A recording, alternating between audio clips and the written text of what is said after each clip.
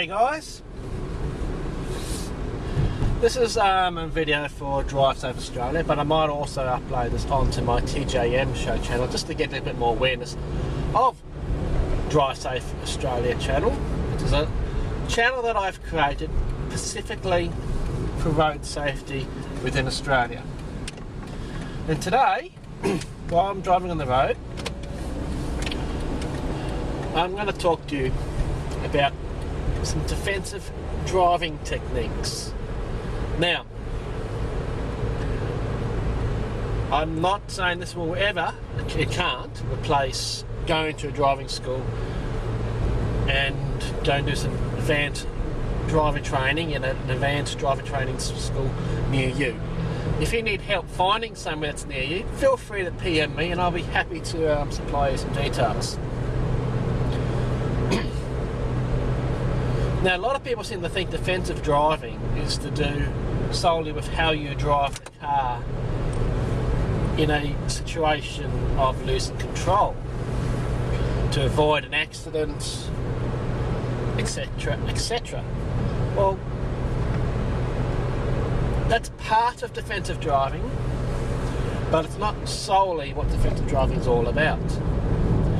The most important tip for defensive driving that is very easily portrayed via video without having to actually do this as in the practical sense is just be aware of your surroundings. Like, I know right now I'm passing two cars parked on the left hand side. I've got a blue car, forward driving, another one coming up on the right hand side, and two cars going straight ahead through the roundabout ahead.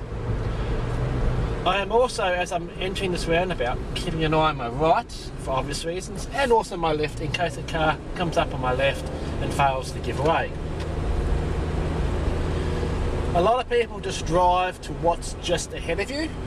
You need to start driving not just what's directly ahead of you, what's further up ahead of you, what's on the sides. Even to a point, you need to keep an eye on your mirrors and drive to what's behind you as well. If you've got someone driving dangerously, catching you, can see someone in the mirror, a car coming up quickly behind you and driving erratically, probably the best and safest thing to do is to get out the way and let that car pass. Keep your distance. Keeping a distance is the next part of road safety. Keep the distance from the car ahead of you. The distance should be 4 seconds between the time that it passes, say, a pole and you pass that same pole. A lot of people don't like doing this because you always seem to get lane changes and they will cut into that gap that you've kept between you and the car in front. And that might upset you, frustrate you and think, oh, I won't be bothered keeping that distance. But what you have to realise is keeping that distance helps you avoid an accident in the situation of the car in front, somebody's having to stop, or a car coming out from nowhere. So you need the allowed space between you and the car in front. But some of the most, and I've already talked about it, but the most important aspect to defensive driving while you're on the road is just awareness of your surroundings. I even know that there's a white van on the right hand side at the moment doing a left hand turn, but I'm aware of that. I'm aware that there's nothing actually on my left hand side at the moment as I go through the roundabout. Even now, I'm even aware of an Audi turning out at a petrol station on my right and cars coming up all the way up ahead.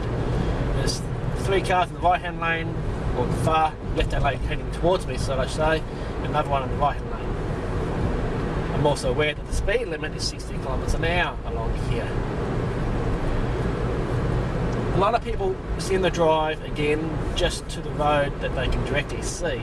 But what you need to do is drive to what you can't see as well. So some of that is just to, the best way sometimes is to actually overcompensate. So if you think someone's going to do something, it's better being on the safe side of things than being, I'm going to move the right hand lane here.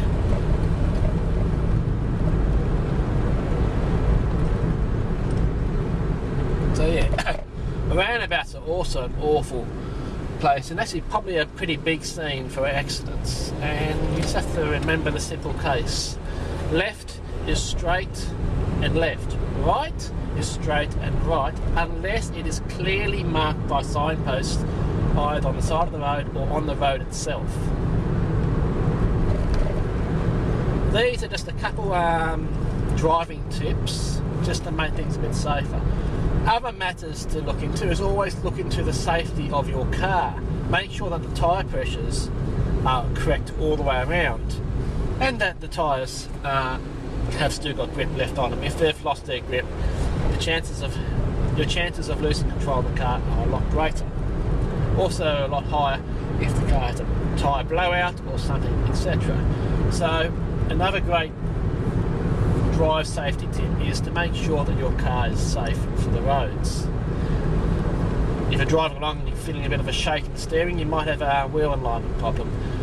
These might sound like little things, but it all adds up to what could save you from an accident.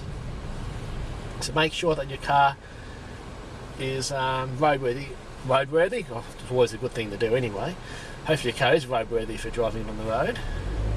But keep an eye on tyre pressures, water levels and stuff like that, because sometimes even like right now my windscreen wiper blades have actually, water has actually run out. Now my wife's been driving this car so I wasn't aware of that, but if in the case I was driving and I couldn't see where I was going because of dust or something like that, I haven't got any water to clean my windscreen quickly, which could cause an accident when you couldn't view where you're going safely. So again, there's another little tip. All these little things, I sound like little things, but when you put them all into practice, it can make your driving experience a lot safer.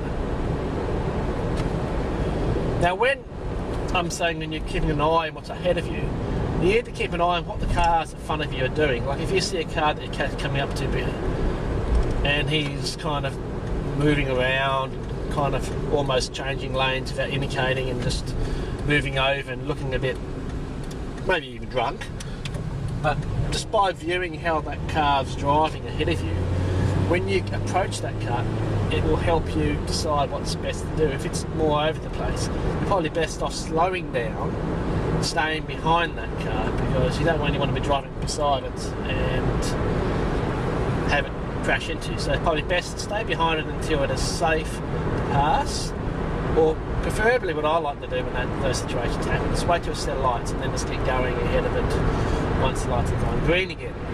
So it's always a good idea to see what the cars ahead of you are doing in the lane that you're in, also cars in the lanes beside you, because sometimes you can have cars doing some different things. And it's always a good idea not just watch where you're driving, but watch what the other cars are doing in front of you, but also behind you. Have you got cars coming up, flying up behind you and stuff like that, like I said before? Keep an eye on that. When you're at a set of lights and you've stopped, keeping your distance, remember always keep your distance to the car in front of you when you're stopped at a set of lights or an intersection, and keep an eye behind you, because if you've got that instinct to see a car that hasn't seen you and hasn't braked hard enough, you might be enough to be able to take your foot off the brake to lessen the impact and point your car in a safe direction, even possibly move your car to safely let the car that's lost control behind you get past. So there's a lot of aspects to defensive driving, and of course there are those aspects which you cannot portray on a video, such as how to control a car when you've lost control. I will do a video on a bit of an example about that at another date, but for now I'd just like to thank you for watching. If you're watching this from the TJM Show channel, please go and subscribe and check out Drive Safe Australia. Link will be below. Otherwise, if you have watched us on the Drive Safe channel, thank you very much for watching. Catch you all later. If you've got any feedback, please feel free to comment below.